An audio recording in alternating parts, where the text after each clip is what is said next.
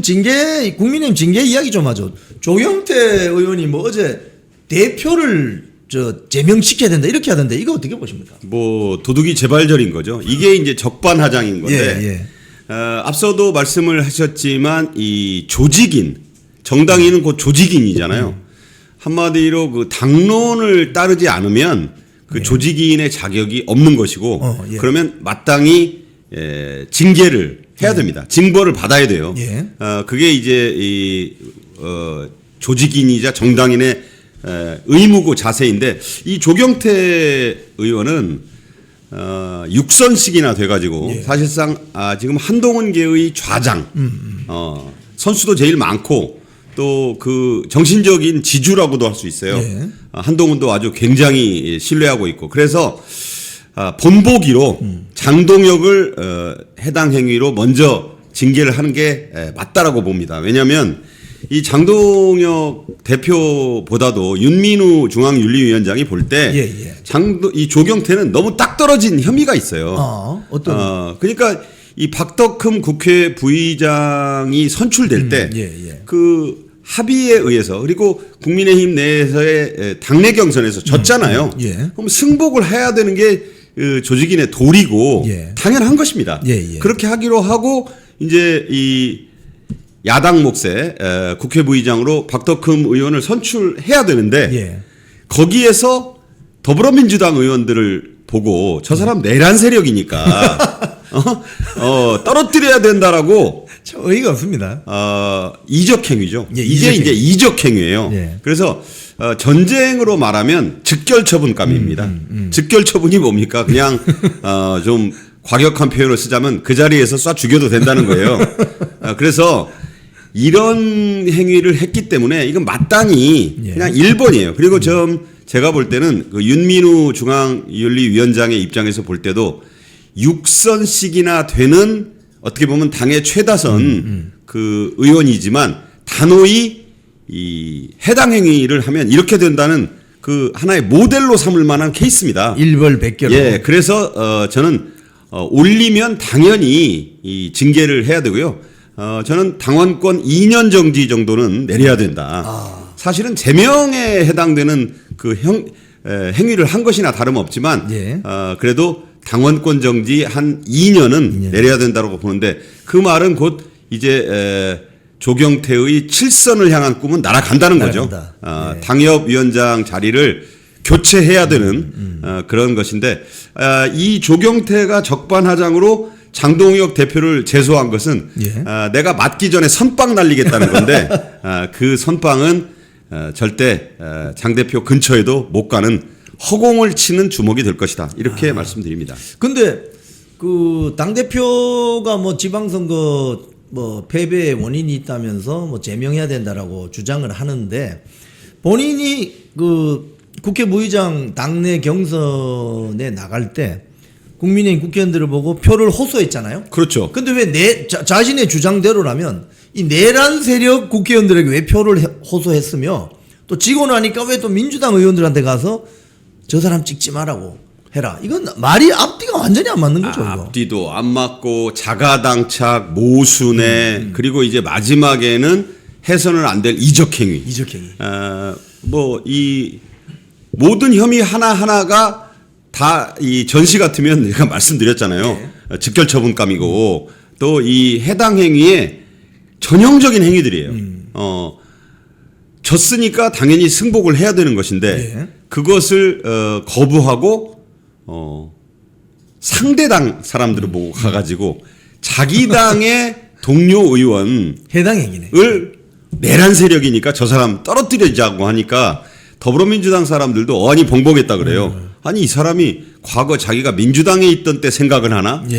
피하 구분을 못하는 이런 그 행위를 했기 때문에 저는 단호히 처분을 빨리 내려야 된다. 이것이야말로 이재명 정권이 얘기하는 속도전으로 국민의힘도 해당 행위자에 대해서 너무 길게 시간을 끌 게 없어요. 그리고 뭐 이미 다 조사가 돼 있고 사실관계가 나왔는데 천천히 갈 이유가 없다고 저는 생각을 합니다. 지금 요번에 이 상황을 보면은 이 징계 요청서가 외부에 있는 당원들 어떤 모임, 책임 당원 뭐 어떤 모임 또는 뭐 어떤 단체들 이런 쪽에서 뭐 수만 명씩 이렇게 연서명을 해서 징계 요청서를 접수했는데 그동안 국민의힘 주변에서 이런 일이 좀 자주 있었던 건 아닌 것 같은데요. 매우 드물었죠. 지금 70건이라고 하고요. 예. 현역 의원들을 중심으로 한 10여 명에 대해서는 한 사람당 말씀하신 대로 한 2만 건까지 그 접수가 돼 있다고 하는데 정당 사상 이렇게 현역 의원들을 해당 행위로 자당의 이 당원들이 직접 그 써서 이 제출을 한 것은 역사적으로 저는 들어보지를 못했고 그만큼 이번에 이 무소속 한동훈을 지원한 그 행위 자체는 홍준표 전 대구시장이 얘기를 했잖아요. 본인이 대구시장 나갈 때 동료였던 당시에 그 의원들이 자기를 안 찍었어도 그리고 떨어뜨리려고 했어도 그건 조직인으로서 너네는 당연한 거다. 예. 나의 정보다도 나와의 그 과거의 정리보다도 그 당의 당론이 무소속인 나를 떨어뜨리고 그 당 후보가 되도록 해야 되는 게 맞기 때문에 그게 조직의 논리입니다. 예, 그게 조직의 논리이기 때문에 전혀 섭섭하지 않았다고 하면서 한동훈 기회를 직격을 했잖아요. 예. 그러면서 누가 봐도 알만한 그 오피스텔에 쫓겨나서 하는 그 의원부터 시작해서 이름은 거명하지 않았지만 이 사람 말하는 거구나라는 사람들을 아주 그 신랄하게 비판을 했는데 본인의 케이스를 얘기한 거니까 이 무소속 지원 행위는 이 빼도 박도 못하는 해당 행위에 해당을 한다. 정당은요 그런 경우에 출당시키는 게 맞습니다 원래. 출당. 네. 쫓아내는 게 맞다. 당연하죠. 네. 지금 그 한 20여 년 전 상황을 보면은 이 좌파 정당의 경우에 노무현의 노사모가 어떤 팬덤 그룹을 형성해서 이 장 외에서 원 외에서 특정 정치인을 막 이렇게 지지하는 그런 움직임이 있으면서 당원들의 권리가 굉장히 강화되는 그런 측면에서 좌파 정당이 한 20년 앞섰다고 저는 보는데 이번에 국민의힘 주변에서 벌어지는 거 보면 이거 민주당 쪽에서 20년 전에 시작되었던 어떤 그런 바람, 돌풍이 국민의힘에도 이제 고스란히 다시 이렇게 반복이 되어서 여기도 당원 중심주의 대중우파 정당 되는 거 아닌가 이런 어떤 지적들이 있습니다. 어떻게 보십니까? 이 정당 정치에서는 그게 마땅한 길입니다. 예. 당원 중심이라는 것은 너무나 당연한 것이고 국회의원들은 그 당원들에 의해서 선출된 대표인 것이에요. 그래서 그 영어로도 미국 하원 의원들을 representative라고 하는 그렇죠. 이유가 대표자들이야. 그러니까 당원이 우선이고 그 사람들은 당원이 뽑은 그러니까 한자 말로는 선량이라고 하는 게 그렇죠. 뽑혔다는 뜻이잖아요. 우리의 대변인. 우리 대표로 니들을 뽑아준 거야. 근데 그 국회의원들이 당원들을 어떻게 보면 그 위에 군림하는 듯한 이러한 행태는 맞지 않다. 그래서 말씀하신 대로 좌파 정당이 당원 중심주의와 1인 1표제를 하는 것은 사실 맞다고 보는 거예요. 그렇죠. 왜냐하면 국민의힘도 주인은 당원인 것입니다. 예.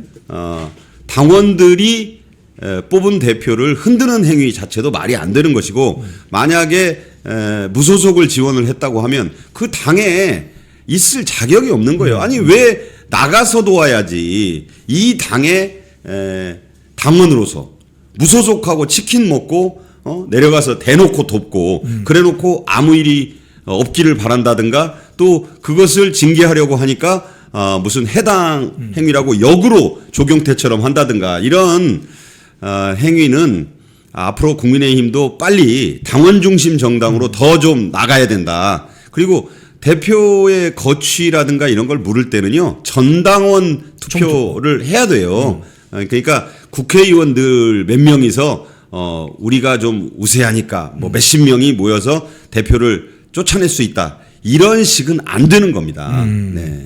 자, 그 며칠 전에 그 말씀하시니까 그 조선일보의 김대중 또 주필이 장동혁 대표 전당원 뭐 신임 투표를 한번 해볼 필요가 있다 이렇게 이야기를 했거든요.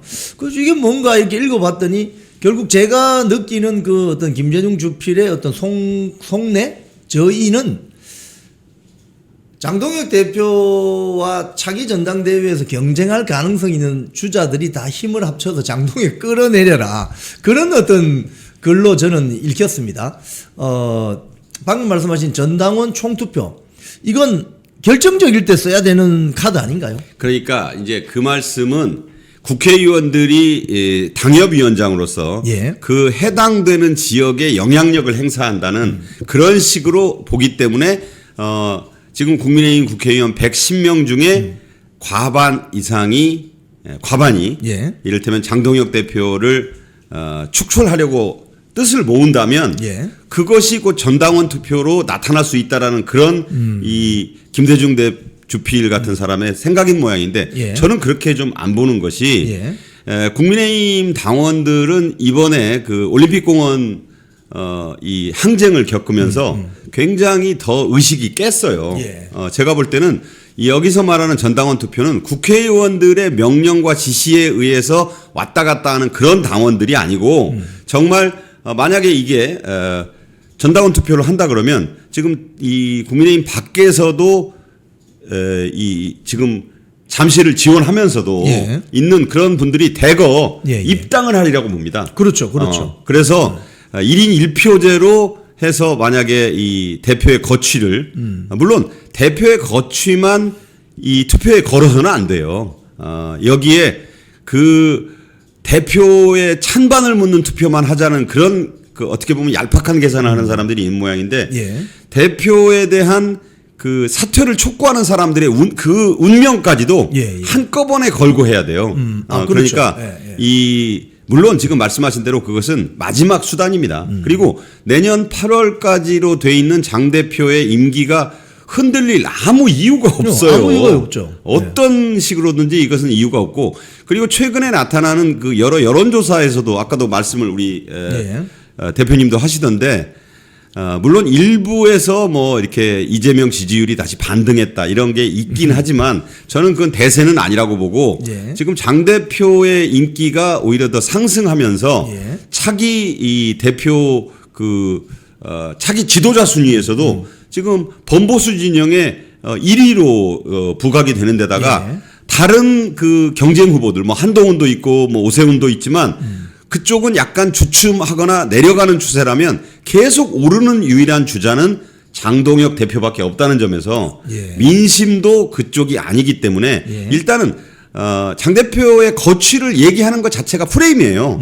그건 얘기하면 안 되고 예. 우선 국민의힘의 내부 정비, 다시 말해 해당 행위자에 대한 어떤 징계 그리고 그 1번에는 조경태가 서 있다. 조경태가 지금 인당수에 이 발판에 올려져 있는 거예요. 곧 날아가겠군요. 아니 그냥 발로 차야죠. 예. 네. 그 쿠키뉴스 그 여론조사 한 거, 우리 1번 장표 한번 올려줘 보십시오. 오늘 쿠키뉴스 여론조사를 보면은, 말씀하신 대로 국민의힘 지지층에서, 차기, 대선 주자를 누구로 볼 것이냐고 했을 때, 장동혁 당대표가 압도적으로 나옵니다. 그렇죠. 거의 뭐 36%인가요? 그게 원래 한 32% 정도 됐거든요. 예. 근데 이 같은 유형의 조사를 하고 보니까 더 많이 나왔어요. 예, 예. 그러니까 오히려 아까 말씀드린 대로 이 범보수 진영에서 이제 말한다면 장동혁 대표, 오세훈 서울시장 그리고 뭐 한동훈 뭐 이 정도인데 예. 그 5와 한은 지난번 비슷한 조사에서보다 좀 떨어지는 추세예요. 떨어지는 추세입니다. 예, 그런데 장 대표는 꾸준히 계속 상승하는. 예. 요새 뭐 주가가 들쭉날쭉 한다는데 중요한 건 하방 경직성이 필요하다는 얘기를 하지 않습니까? 그렇죠. 예. 떨어지질 않는 데다가 한마디로 그 단단한 지지가 계속 확보되는 유일한 주자는 예. 장동혁 대표밖에 없다. 이것은 아니 무슨 이 전체적인 그 좌파까지 포함한 여론조사를 가지고 범보수의 차기 지도자를 말하는 건 의미가 없어요. 의미가 없죠. 반대 그 역선택이 있는데 그렇죠. 따라서 네. 아니 미국 공화당에서 대선 후보를 정하는 그런 뭐 코커스나 프라이머리나 나중에 이제 이 전당대회 컨벤션 할 때 공화당 당원들이 뽑지 무슨 당원들이 뽑죠. 민주당이 뽑습니까? 그렇죠. 우리나라만 이상하게 무슨 전체 국민 여론조사를 해가지고 어떤 특정 정당의 지도자에 대한 인기를 묻는 것은 그 자체가 잘못된 프레임인 거예요. 지금 요 조사는 제가 한번 읽어드리면 국민의힘 지지층에서는 장동혁 대표 선호도가 37.8로 1등이고요.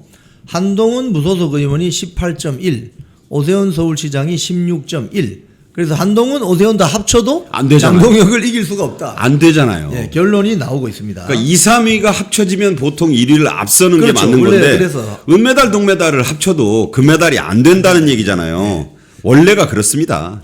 자, 그러면 우리 박상규 대기자님, 이유가 뭘까요? 장동혁의 이런 돌풍적인 인기 이유가 어디 있다고 보십니까? 저는 일관된 어떤 장 대표의 이 노선과 철학이 예. 있고 또 최근에 가슴 아픈 일이지만 장동혁 대표의 가족상 예. 여기서 벌어졌던 이른바 이게 조문 정치냐 부고 정치냐 이런 또 논란이 있었잖아요. 그래서 국민의힘의 김효은 대변인 저하고도 이 아주 친한데 제 아끼는 후배인데 그 최근에 글을 올렸잖아요. 예.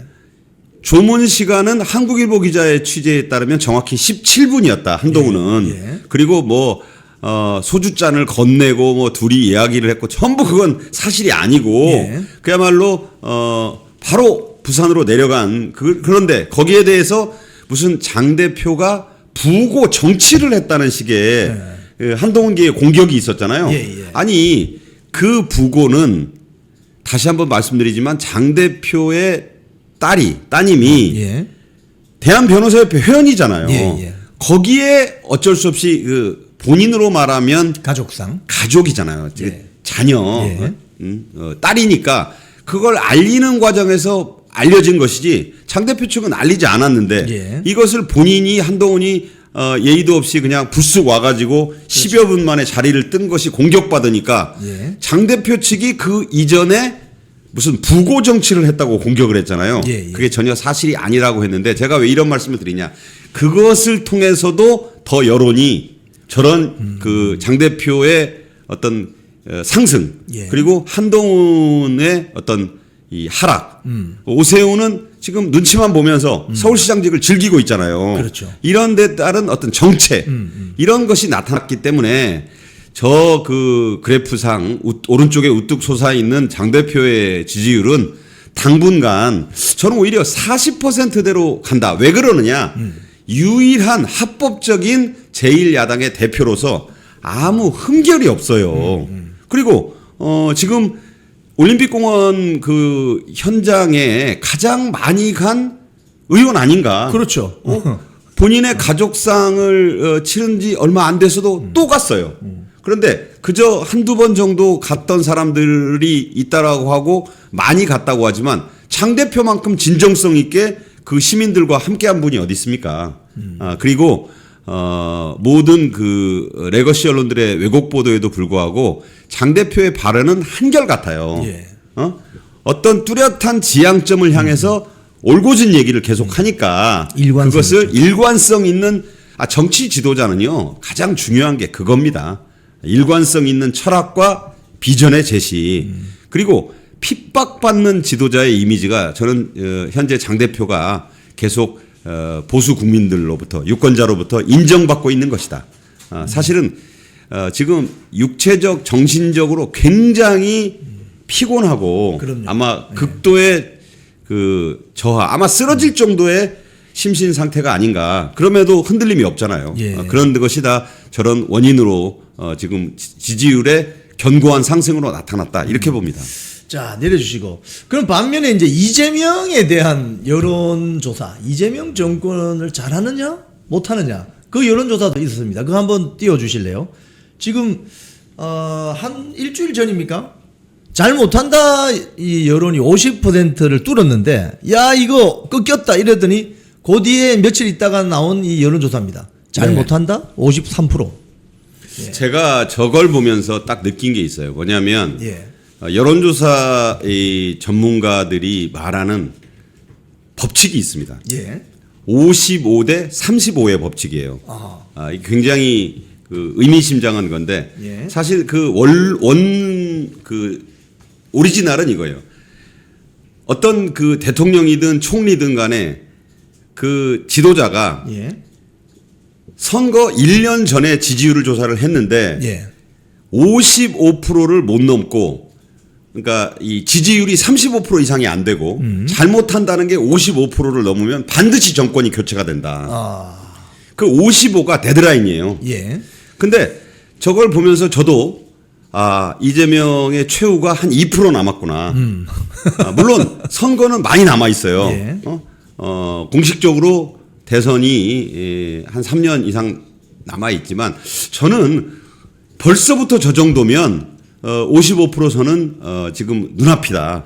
물론 저보다 더 나빠도 이재명이 뭐 어떻게 당장 되지는 않아요. 예. 그러나 지금 제가 볼 때는 이재명의 실점이 계속되고 있습니다. 2030 세대의 분노는 지금 계속 임계점을 향해 예. 달리고 전 임계점을 넘어섰다고도 보는데 예. 지금 조금 있으면 7월 달 말에 이재명의 부동산 세금 폭탄이 공개가 돼요. 그렇죠. 그렇게 되죠. 그렇게 되면서 2030들의 분노는 이제 천정을 뚫을 것 같고 그 다음에 이번에 캐나다 잠수함 사업 그 수주 실패도 있지만 지금 그렇게 잘 나가던 윤석열 정부 때의 K방산이 예. 사전사패. 정말 그리고 이번에 캐나다 잠수함 사업은 강훈식을 대통령 특사로 보내고 예. 안규백도 가고 김정관도 가고 정말 캐나다 그 총리관저 문턱이 다를 정도로 예. 출장을 갔는데 0대 12. 원래 그 6척 정도는 우리가 할 거라고 김정관도 한 보름쯤 전에 예. 밑자락을 깔았어요. 예. 그런데 0대 12가 됐기 때문에 이런 그 안보의 어떤 리스크 그것도 현실화되고 있고 이재명의 지지율이 반등할 일이 없어요. 만약 반등한다고 하는 그런 그 여론조사가 있다면 그것은 친정부적 여론조사일 뿐이다. 이렇게 생각합니다. 부동산 그 정책과 관련해서 여론조사도 또 있어요. 그거 한번 보여주실래요? 사실 이 부동산 정책은 사실 수도권 지역에 거주하는 유권자 그리고 이제 내 집 마련의 꿈을 가지고 있는 청년 세대들에게는 굉장히 예민한 이슈입니다. 근데 이 부동산 정책에 대해서도 59.3%의 응답자가 잘못한다. 훨씬 더 화가 나 있죠. 아까 그 지지율보다 더 많잖아요. 그렇죠. 이게 더 높네요. 이건 이미 아까 말씀하신 55대 35를 딱 넘어섰잖아요. 넘어섰네요. 이대로라면 이제 정권이 교체되는 거예요. 그 부동산 때문에 이번 서울시장 선거에서 진 것은 우리 보수 유권자분뿐만 아니라 본인들도 인정하잖아요. 본인들도 뼈 아프다고. 맞아요. 그런데 이 부동산은 굉장히 지금 폭발 직전이에요. 한강벨트에서 이번에 서울시장 그 선거에서 오선표가 많이 나왔죠. 마포 하나 빼고 다 빨갔어요. 예. 근데 마포도 그 격차가 매우 적기 때문에 한강벨트가 온통 뻘겠다고요. 그 이유가 뭐냐? 부동산 때문이잖아요. 예. 지금 보시면은 이 여론조사에서 이 평균이 지금 59.3인데 인천 경기가 57.5, 서울도 55.2입니다. 즉 그러니까 수도권에서 부정평가가 높게 나옵니다. 특히 수도권 아시는 것처럼 이 과밀해서 살잖아요. 좁은 지역에 많은 인구가 몰려 살기 때문에 이 부동산 문제는 굉장히 예민하고 델리케이트한 문제인데 게다가 지금 우리 대표님 말씀도 있지만 서울의 아파트값 지금 오를 만큼 올라가지고 예. 이번에 이재명이 뭐 예고를 이미 했습니다. 예. 공정가액 비율이 윤석열 정부 때 60%였잖아요. 이것을 최하 80%까지 끌어올린다고 하면 예. 서울과 경기도와 인천의 웬만한 사람들의 이 부동산 세금이 폭등할 수밖에 없어요. 폭등하죠. 뭐 이제는 뭐 강남 3구라든가 뭐 일부 그 돈 있는 사람들만 내는 세금이 아니고 예. 종부세에다가 재산세에다가 비거주 1주택 장특공 폐지 정신없는 이제 부동산 세금 폭탄이 쏟아지는데 예. 하늘에서 내리는 무슨 부동산 비 같을 거예요. 거기에 또 2030 세대를 위주로 또 신혼부부들은 이제 전세 난민, 월세 난민, 이 그 생활이 이미 시작됐고, 예. 이렇게 된다면 이 부동산 민심은 그야말로 폭발을 할 것이다. 그러면 지지율은요, 59.3이 아니라 잘 못함이 60% 가볍게 뚫을 거예요. 그렇죠. 이미 60% 뚫고 있어요. 뚫고 있죠. 지금 70%까지 가면 그렇게 임기를 끝까지 갈 수 있을지도 의문시가 됩니다. 사실 여론조사를 이제 결과를 보는 방법이 요 내려주십시오. 이 그래프가 올라가느냐 내려가느냐 유지하느냐 이게 중요한데 지금 이재명 정권의 지지율이 2달 전만 하더라도 그 60% 중반이었습니다. 그렇죠. 근데 지금 이렇게 2달 사이에 이렇게 급추락하는 걸 보면 지금도 그냥 지하실로 내려가고 있다 이렇게 볼 수도 있는 거죠. 자, 이번에 입틀막법 시행된 지 한 3일째 되어 가는데요. 사실 우리 박상규 대기자님도 마찬가지고 다 언론인 출신들이지 않습니까? 이거 큰일 난 거 아닙니까? 정말 너무 한심한 법이고요. 우리가 과연 민주주의 국가에 살고 있는가? 특히 우리가 말하는 자유우파 민주주의의 핵심이 표현의 자유 아니겠습니까? 표현의 자유는 미국 수정헌법 1조의 그렇죠. 내용인 것이고 천부적인 권리로서 그 누구도 침해할 수 없다. 네. 이게 미국의 그 건국 이념이에요. 네. 그리고 제가 계속 그 기회 있을 때마다 말씀드리는 볼테르의 그 유명한 말. 나는 당신의 의견에 반대한다. 그러나 당신이 그 반대 의견을 말할 수 있는 권리를 지켜주기 위해서 나는 내 목숨을 걸고 싸워줄 수 있다. 네. 그게 표현의 자유인 거예요. 예. 근데 이걸 틀어막는, 근데 가장 웃긴 거는 이 법이 시행된 지 이제 77법이니까, 오늘로 나흘이 됐는데, 네. 1호 그 신고자가 신고를 당한 사람이 김어준이잖아요.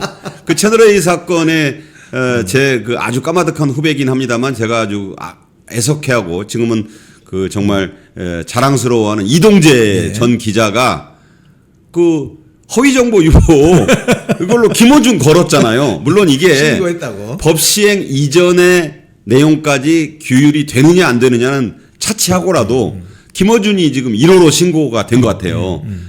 더 문제는 지금 방미통위사나 투명성센터가 심판을 하나 정하겠다고 했는데 예. 그 심판이 분명히 뭐 이재명 정권의 방미통위의 그 산하기관이 정하는 행정재정 지원 돈도 주고 뭐 편의도 제공하는 네, 그 단체를 몇 개 정하겠다고 하는데 예. 그거 뻔할 거 아니에요. 뻔하죠, 그건 뭐. 좌파 그 심판들일 거 아니에요. 그런데 그 심판도 안 정해졌어요. 예. 그런 법이 개문 발차를 했다?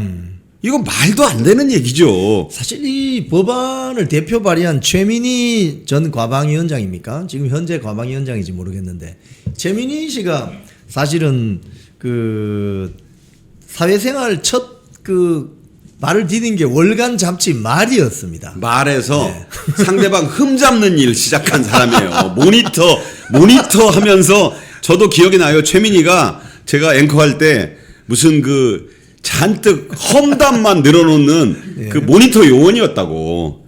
참 내가 그러던 사람, 그러니까 자기가 한 짓을 그대로 법으로 구현한 거예요. 그러니까요. 근데 그러면 심판이라도 정해야지. 심판도 없이 법부터 시행을 했으니 아니 짜장면집 열어놓고 셰프가 없어요. 이런 그 말도 안 되는 법 자체도 문제지만 그 법의 부실함이 그야말로 졸속 그 자체다. 축구 경기장에 심판이 없이 선수들만 22명 집어넣으면 거기서 어떤 일이 벌어지겠습니까? 개싸움이 나오는 거죠. 그렇죠. 개판이 되는 겁니다. 그러니까 제일 볼만한 게 빗속에서 개 싸우는 건데 지금 딱 그 짝이에요. 네. 자, 우리 오늘 박상규 대기자님 모시고 좋은 말씀 나눠봤습니다. 마지막으로 우리 시청자님들께 한 말씀 부탁드리겠습니다. 우잘사 제가 참 좋아하는 그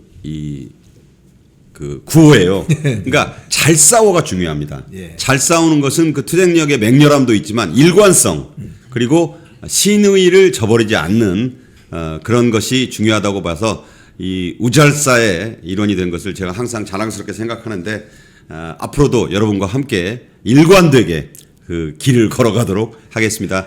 다음에 뵐 때까지 건강하고 또 잘 싸우는 길에 힘을 실어주시기 바랍니다. 고맙습니다. 예, 우리 박상규 대기자님 개인 유튜브가 있습니다. 박상규의 직설. 네, 감사합니다. 새벽 6시에 방송을 합니다. 제가 네. 아침에 일어나면 꼭 틀어놓고 듣습니다. 아, 예. 예, 오늘의 조간신문의 전체적인 헤드라인, 편집 방향을 일목요연하게 정리해 주시기 때문에 이건 사실은 아무나 할 수 없는 능력이거든요. 거의 30년 넘게 그 언론사 조직에서 단련된 사람들만 할 수 있는 아유, 일입니다. 과찬이시고요. 예, 네, 감사합니다. 박상규의 직설도 많이 구독해 주시면 고맙겠습니다. 네, 고맙습니다. 콩TV를 사랑하시는 시청자 여러분, 대한민국은 지금 체제 전쟁 중입니다. 연성 파시즘 체제로 갈 것이냐, 아니면 자유민주주의 체제를 지킬 것이냐, 이를 위해서는 결단과 용기가 필요합니다. 민주당의 정보통신망법이 통과되어서 오는 7월부터 시행이 됩니다. 이렇게 되면 언론 자유 훼손은 물론이고 자유우파 유튜버들의 산업 생태계에 심각한 지장이 예상됩니다. 여러분, 어떻게 해야 되겠습니까? 여러분들의 도움이 필요합니다. 여러분들이 우잘사 회원에 가입하셔서 대한민국 체제 전쟁에 승리하고 국민의힘 장동혁 지도부를 지켜내고 정보통신망법을 비롯한 언론 자유를 심각하게 훼손하는 여당발 공세에 대응해 주시기 바랍니다. 우잘사 회원 많이 가입하셔서 함께 가는 여정을 만들어 갑시다. 감사합니다.